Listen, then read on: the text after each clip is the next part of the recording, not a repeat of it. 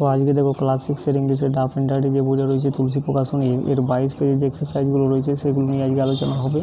তো আজকে দেখো নাউন চ্যাপ্টারে ফর অ্যাডভান্স লার্নার্সের যে অংশগুলো রয়েছে পার্টগুলো রয়েছে সেগুলো নিয়ে আজকে আলোচনা হবে। তো আজকে এ থেকে দেখো from abstract noun from the following words given in the bracket and fill in the blank. অর্থাৎ ব্র্যাকেটে যে শব্দগুলো দেওয়া রয়েছে সেগুলো কিন্তু অ্যাবস্ট্রাক্ট নাউন করতে বলা হচ্ছে। তো দেখো চাইল্ডটা হয়ে যাবে চাইল্ডহুড, এবং দ্বিতীয় নম্বর দেখো নো রয়েছে যেটা হবে নলেজ, 3 নাম্বার দেখো লিডার রয়েছে যেটা হয়ে যাবে লিডারশিপ, 4 নাম্বার দেখো হ্যাপি রয়েছে যেটা হয়ে যাবে হ্যাপিনেস, এবং কন্টেন্ট রয়েছে যেটা কিন্তু হবে কন্টেনশন,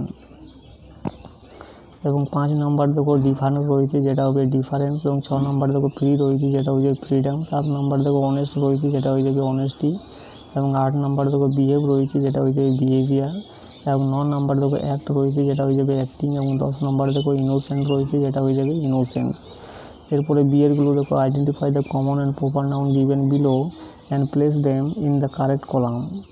অর্থাৎ এই যে নাউনগুলো নিচে দেওয়া রয়েছে কমন এবং প্রপার সেগুলোকে কিন্তু আইডেন্টিফাই করতে বলা হচ্ছে এবং সেগুলো কিন্তু প্রপার প্লেসে লিখতে বলা হচ্ছে। তো দেখো কমন নাউনে কী কী হবে দেখো স্ট্রিট হয়ে যাবে, ভিলেজ হবে, রিভার হবে, কার হবে, ট্যাক্সি হবে, গার্ডেন হবে, ফ্রুট হবে, গ্রেপ হবে, বুক হবে, এবং প্রপার নাউনে কী কী হবে দেখো Mother Teresa, Kolkata, Yamuna, Eden garden.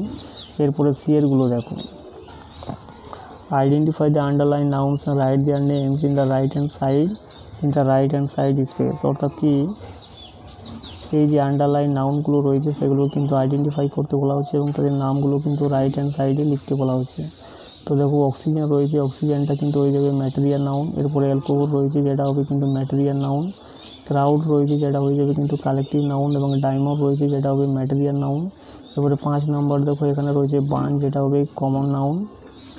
বাঞ্চটা এখানে গার্লটা হয়ে যাবে কমন নাউন, আবার বাঞ্চ রয়েছে যেটা হবে কিন্তু কালেকটিভ নাউন।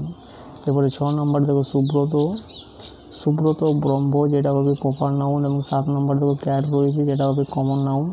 ক্যাটটা কিন্তু হয়ে যাবে ক্যাট অ্যানিম্যাল দুটোই কিন্তু হবে কমন নাউন, এবং 9 নম্বর দেখো মিল্ক রয়েছে যেটা হয়ে যাবে। 8 নম্বর দেখো এখানে অ্যাফেকশন রয়েছে একটা, অ্যাফেকশন মাইন্ড দুটোই কিন্তু হবে। অ্যাফেকশনটা হবে অ্যাবস্ট্রাক্ট নাউন, আর মাইন্ড মন এটাও কিন্তু অ্যাবস্ট্রাক্ট নাউনেই হবে। এরপরে 9 নম্বর দেখো মিল্ক রয়েছে যেটা হবে ম্যাটেরিয়াল নাউন। 10 নম্বর দেখো ইগনোরেন্স রয়েছে যেটা কিন্তু, এবং সাসপিশন রয়েছে যেটা কিন্তু হয়ে যাবে অ্যাবস্ট্রাক্ট নাউন।